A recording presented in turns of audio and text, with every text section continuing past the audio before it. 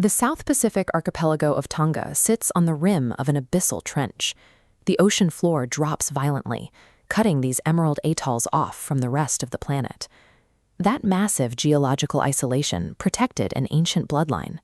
This stone trilithon dates back to the 13th century, marking the seat of the last remaining indigenous constitutional monarchy in Polynesia. While expanding European empires claimed neighboring islands across the 19th and 20th centuries, the Tongan crown held its ground. The nation survived the global colonial rush with its sovereign borders completely intact. Yet this absolute independence carries a harsh mathematical reality. The postcard image of a cheap tropical escape ignores a high-cost marketplace bound tightly to fragile deep-water supply chains. The physical environment itself routinely fractures these logistical chains.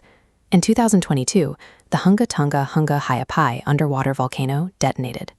Scientists measured the ash plume punching 57 kilometers high into the mesosphere, the most powerful atmospheric explosion recorded in a century. To maintain order in this extreme setting, the government strictly regulates human entry. Immigration control at Fuamutu Airport demands a minimum 6 months of passport validity and verified outbound flight data before you clear the desk. Operating inside this uncolonized kingdom requires immense logistical coordination. Tonga utilizes its geographic moat as a defense mechanism, turning maritime distance into a geopolitical asset. Look at this diagram. It illustrates the raw economic constraint of an isolated landmass. With domestic manufacturing heavily restricted by sheer scale, 80% of all processed commodities and petroleum fuel must travel across extensive maritime lanes. That reliance on ocean freight compounds base costs. Every imported gallon of diesel or crate of technical equipment absorbs a massive maritime transport tax, which directly inflates the retail index of daily urban living. The currency here is the Tongan Paʻanga. Fresh ocean fish and local root crops sit between $6 and $12 at a local market. Step inside a premium imported resort zone, and that same caloric intake quickly scales past $35. Housing operates on a similar dual track. A foreign professional looking to lease a modernized, secure, and digitally connected one-bedroom unit in the capital of Nukualofa will spend between $500 and $950 monthly. Then there is the oceanic weather constraint. From November through April, the archipelago locks into an active cyclone season, defined by torrential rainbursts and destructive open ocean swells. The prime operational window opens sharply between July and October. Humidity drops, temperatures hold near 24 degrees Celsius, and massive pods of wild humpback whales migrate from Antarctica straight into Tonga's warm channels.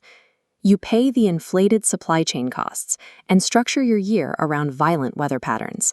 That is the necessary extraction fee for accessing a pristine marine frontier.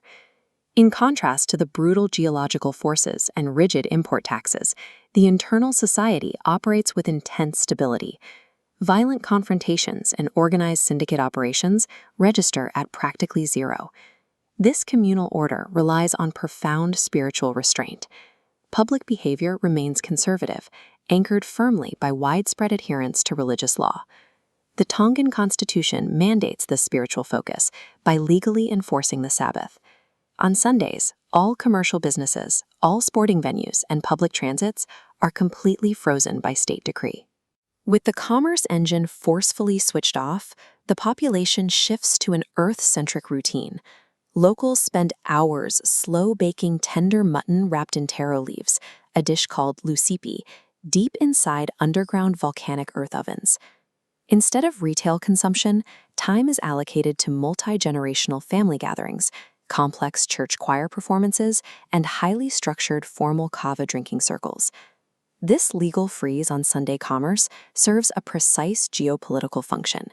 It acts as an engineered constitutional shield, preserving indigenous cultural routines against the homogenizing pressure of global trade. For an incoming foreign worker, integrating into the system requires a specific financial strategy. Local wages are tightly compressed by the agricultural baseline, offering almost zero utility to an expatriate seeking standard employment. Attempting to build digital wealth here traditionally carried massive risk.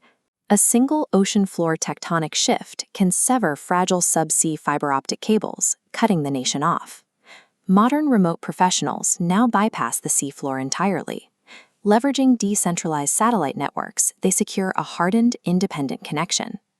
A software architect can beam their data to space, pulling high-value foreign currency from North American or European clients, and then converting it to spend locally in Tongan Paʻanga.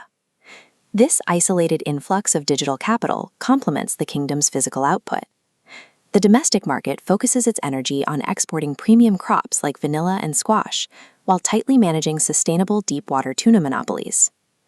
The final tier of the economy is heavily curated ecotourism.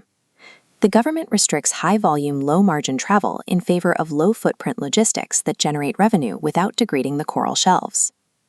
Tonga executes a calculated defense of its borders. By enforcing strict laws and selectively adopting digital arbitrage, the monarchy secures foreign capital while retaining total control of its uncolonized heritage and sacred routines. Would you baseline your remote workspace inside an isolated Polynesian kingdom where the state enforces a day of absolute stillness and wild humpback whales swim at the edge of the reef? Tell us in the comments. Up next, we analyze Trinidad and Tobago, a Caribbean industrial oil giant defined by heavy resource extraction, steel pan rhythms, and dense bird sanctuaries. Subscribe to stay real.